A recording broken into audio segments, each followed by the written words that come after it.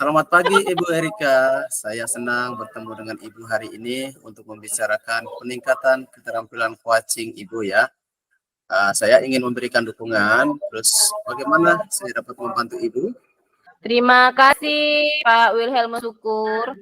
Nah, di sini saya ingin Bapak dapat membimbing saya dalam meningkatkan kemampuan presence saya, mendengarkan aktif, dan mengajukan pertanyaan yang bermakna, Pak. Mohon bantuannya, Pak. Baik Bu Erika, saya akan mendukung Ibu dalam hal itu ya. Lalu bagian mana yang ingin Ibu fokuskan pada observasi kali ini? Saya berharap Bapak dapat memperhatikan cara saya mendengarkan aktif dan cara saya mengajukan pertanyaan yang bermakna, Pak.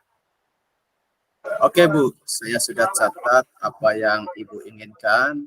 Bagaimana menurut Ibu, sejauh mana tingkat kemampuan Ibu dalam hal ini?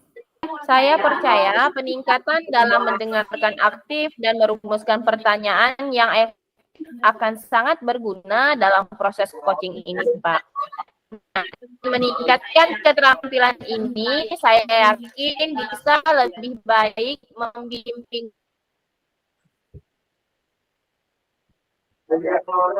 murid dalam pembelajaran. Oke Bu, saya paham sekali. Lalu apa harapan Ibu dari observasi kita nanti?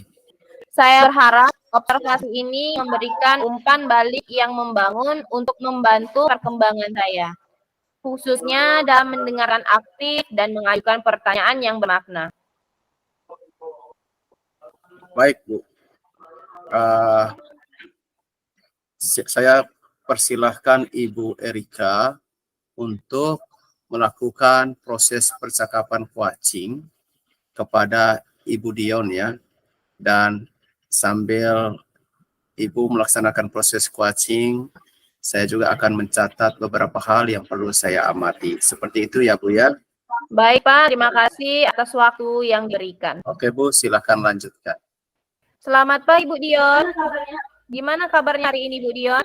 Selamat pagi Bu Erika, sehat Bu. Bagaimana dengan Ibu kabarnya?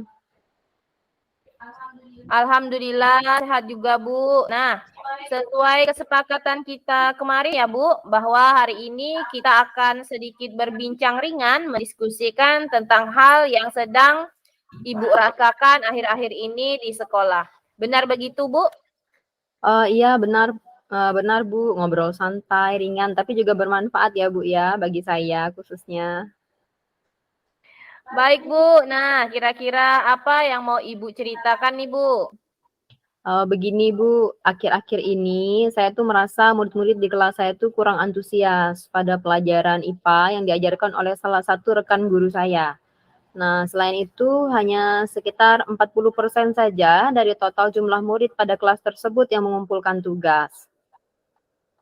Jadi menurut Ibu, apa nih Bu yang Ibu harapkan dari obrolan kita pada hari ini Bu? Saya mengharapkan solusi atas permasalahan yang saya hadapi ini tentang antusiasme murid-murid terhadap pelajaran IPA yang diajarkan oleh salah satu rekan guru saya. Menurut Ibu Dion nih, hal apa aja sih Bu yang membuat murid-murid di kelas Ibu ini kurang antusias dalam pembelajaran IPA yang diajarkan oleh salah satu rekan guru Ibu?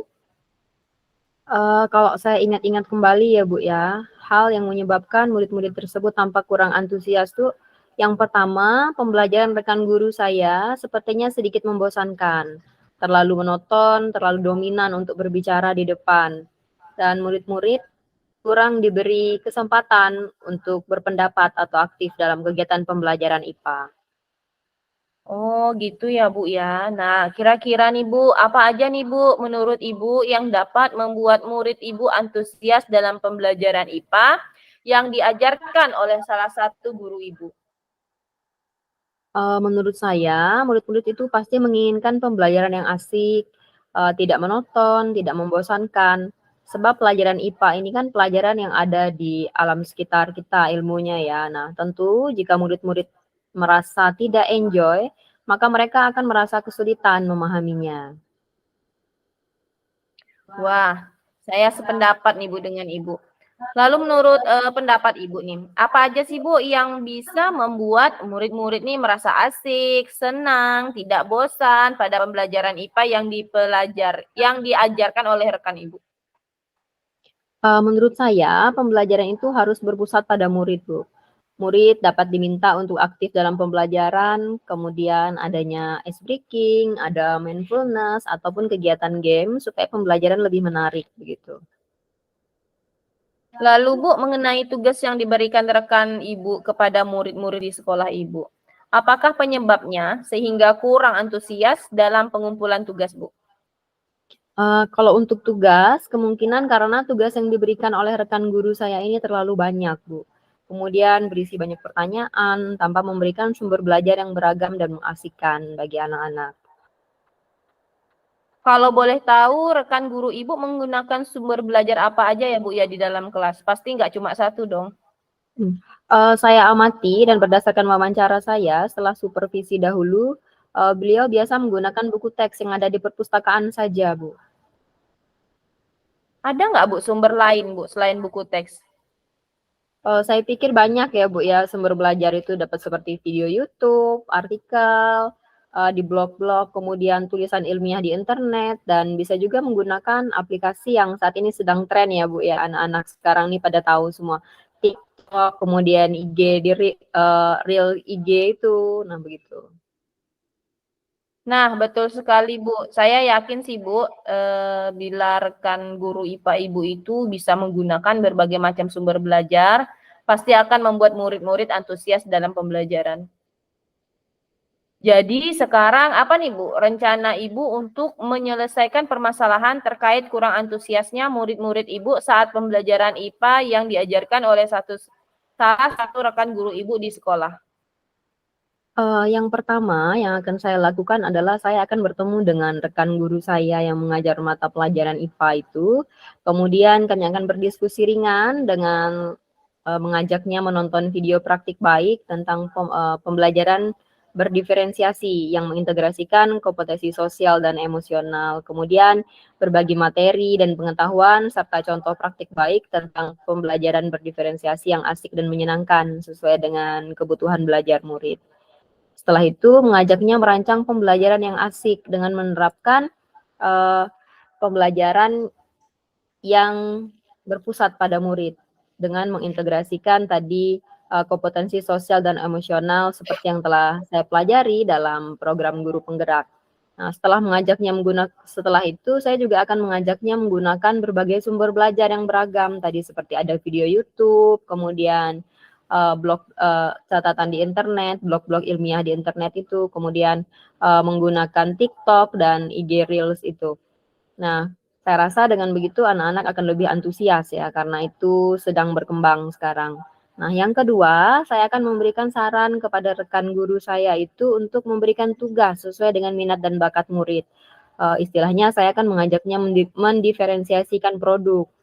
Nah, sehingga murid tidak terkesan dipaksa, tetapi mereka memang senang mengerjakan tugasnya, misalnya menggunakan bentuk video, gambar, kemudian laporan digital dalam pelajaran IPA, begitu Bu. Wah, bagus sekali nih Bu, rencana Ibu nih. Mudah-mudahan berhasil ya Bu ya. Kemudian apa nih Bu, komitmen Ibu terhadap rencana yang telah Ibu susun? Saya berkomitmen Bu untuk selalu mengamati perkembangan murid-murid saya terkait pembelajaran IPA yang berkolaborasi dengan rekan guru saya yang mengajar pelajaran IPA tersebut. Untuk membuat rancangan pembelajaran yang mengasihkan, yang berpusat pada murid, menggunakan berbagai macam sumber belajar untuk mengeksplorasi materi.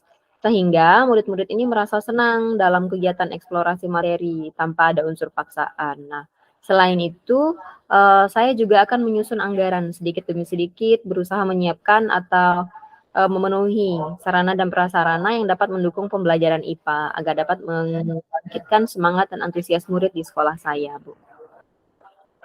Wah, bagus sekali Bu. Saya sangat mendukung. Itu sudah sangat bagus sekali dan sangat terencana, serta komitmen yang sudah Ibu pegang itu juga akan mendukung segala rencana yang telah Ibu susun. Mudah-mudahan semua berjalan lancar dan sesuai harapan ya Bu ya. Nah, sepertinya saat ini kita sudah berada di ujung kegiatan coaching kita mengenai permasalahan yang Ibu alami. Semoga apapun yang menjadi rencana Ibu dapat berjalan lancar. Oke, terima kasih ya Bu Erika atas waktunya untuk sharing. Semoga kita semua bisa menjadi guru yang selalu dirindukan oleh murid-murid kita ya Bu ya. Amin Ibu. Terima kasih Ibu. Salam sehat dan bahagia selalu. Selamat pagi Bu. Selamat pagi Bu. Baik, selamat pagi Ibu Erika. Pagi Pak Monzi. Terima kasih. Ya, saya sudah terlibat dalam coaching yang sudah Ibu lakukan bersama dengan Ibu Dion. Saya ingin membahas ya hasil observasi yang telah saya lakukan pada sesi coaching sebelumnya ya. Bagaimana Ibu menilai performa dalam kompetensi yang Ibu miliki pada saat coaching tadi, Bu? Saya merasa bahwa saya ini telah melakukannya dengan Bapak dalam kompetensi tersebut. Baik, apa yang membuat Ibu merasa demikian? Saya merasa telah mampu mendengarkan aktif dan mengajukan pertanyaan yang berbobot kepada Bu Dion tadi, Pak, pada kegiatan sesi coaching. Oke, boleh saya berbagi hasil pengamatan saya, Bu? Oke, saya melihat bahwa Ibu telah melakukan kegiatan mendengar dengan aktif dan mengajukan pertanyaan berbobot dengan sangat baik, sesuai dengan standar yang kita rujuk. Bagaimana pendapat Ibu tentang ini? Alhamdulillah Pak, saya senang mendengarnya. Terima kasih ya Pak atas umpan baliknya. Baik, namun demikian, saya juga melihat ada aspek-aspek yang masih dapat ditingkatkan ya Bu ya. Misalnya saat observasi tadi, saya perhatikan saat Ibu melakukan sapaan di bagian pembuka gitu ya, pembicaraan dengan Bu Dion, seharusnya sesuai dengan standar dengan menyampaikan salam yang cukup tegas dan hangat, serta menciptakan rasa aman ya Bu bagi Dion, sehingga dengan leluasa dia coba menggali persoalan yang dihadapi oleh Ibu Dion, sekaligus juga menemukan solusi atas persoalan itu ya Bu ya. Bagaimana menurut pandangan Ibu? Baik Pak, saya mengerti. Nah selanjutnya saya akan berusaha untuk lebih meningkatkannya lagi Pak. Lalu dari diskusi kita Bu, apa langkah konkret yang akan Ibu ambil untuk meningkatkan performa Ibu di bidang yang akan dievaluasikan nanti?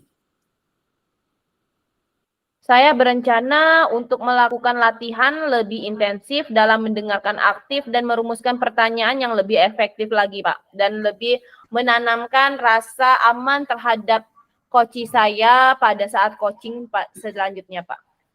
Itu adalah langkah yang sangat baik.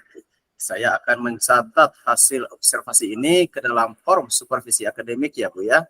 Lalu terakhir, apa yang Ibu peroleh dari proses kita ini? Alhamdulillah dari proses kita pada hari ini saya merasa lebih memahami area di mana saya perlu berkembang Pak. Dan saya berterima kasih sekali atas bimbingan dan umpan balik yang sudah Bapak berikan terhadap saya sehingga saya akan mempertahankan mana hal yang baik yang sudah saya lakukan saat kegiatan coaching dan mana hal yang akan saya kembangkan di kemudian hari dalam kegiatan coaching Pak. Oke, terima kasih Bu. Luar biasa sekali. Terima kasih atas waktu yang sangat berharga ini. Semoga kedepannya baik saya dan juga Ibu semakin lebih baik lagi ya Bu ya. Selamat pagi dan salam sejahtera untuk kita semua ya Bu ya. Selamat pagi dan salam sejahtera Pak Monzi. Sampai berjumpa di pertemuan berikutnya.